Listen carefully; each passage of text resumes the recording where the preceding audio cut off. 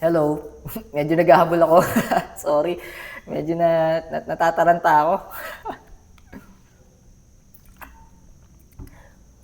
Bible reading, ASD, 10:05 na.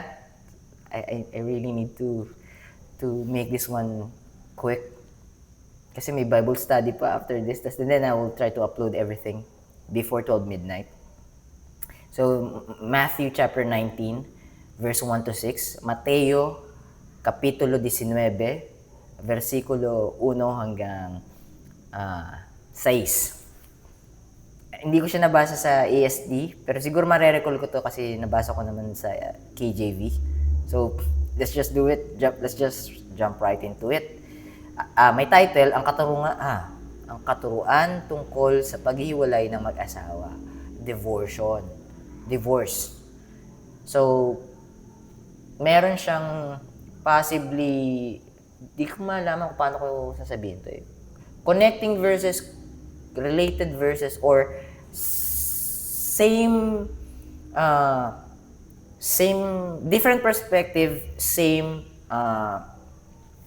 you can say story, or they've witnessed the same thing, said it differently. So, yung sinasabi ko dito, yung Mark chapter 10, verse 1 to 12 naman. But we are going to read Matthew chapter 19, verse 1 to 6. Basahin ko na. Kasi 1 minute and 30 seconds na. Pagkatapos, ipinangaral ni Jesus ang mga bagay na ito.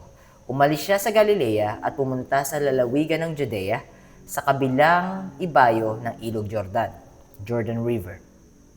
Verse 2. Maraming tao ang sumunod sa kanya at pinagaling niya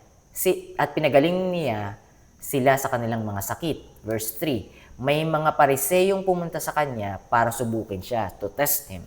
Kaya nagtanong sila, mga Pharisees, they've asked, ipinapahintulot ba sa kautusan na hiwalayan ng lalaki ang asawa niya sa kahit anong dahilan? So that's the first question na tinry nilang itanong kay Lord Jesus, sa ating King of Kings. 4. Sumagot si Jesus, hindi ba ninyo nabasa sa kasulatan na sa simula pa lang, nang likhain ng Diyos ang mundo, ginawa niya ang tao na lalaki at babae. Medyo mabigat to, but this is the truth. The truth hurts sometimes, but if you really believe that our Lord Jesus Christ is our Lord and God and one and only Savior, you will listen to Him. I don't want to touch that topic today kasi medyo nagmamadali ako, medyo mahaba ito. Pero just listen to the verse. Ginawa niya ang tao na lalaki at babae. Alright, verse 5. At sinabi pa niya, dahil dito, iiwan ng lalaki ang kanyang ama't ina, at magsasama sila ng kanyang asawa, at silang dalawa ay magiging isa. In Hebrew, that's ekad. Hindi ko na-research kung ano yung sa Koine Greek, because it is New Testament is written in Koine Greek, meaning common Greek language. Bakit common Greek language? Hebrew sila, Jews sila. Kasi nasakop nga sila ng Romans, di ba? At matagal-tagal yun.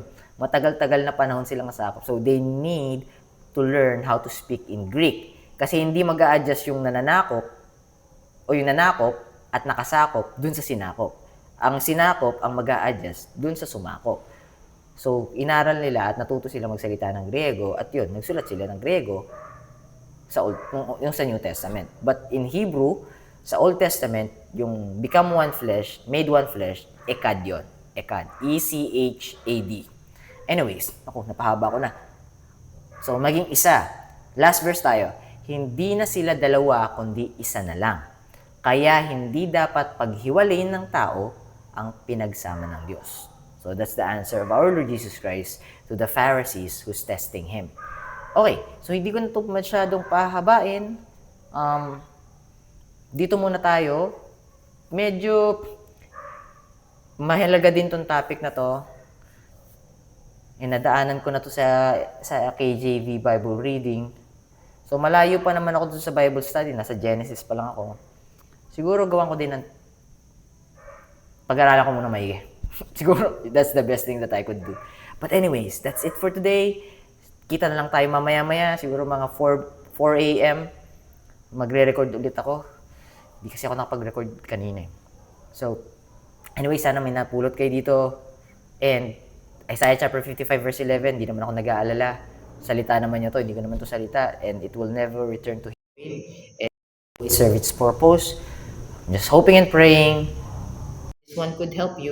If not, someone else would be able to remind you about verses that we just read. And we are going to continue reading in the coming days. God bless you guys. Keep safe. I'll be seeing you soon. Bye for now.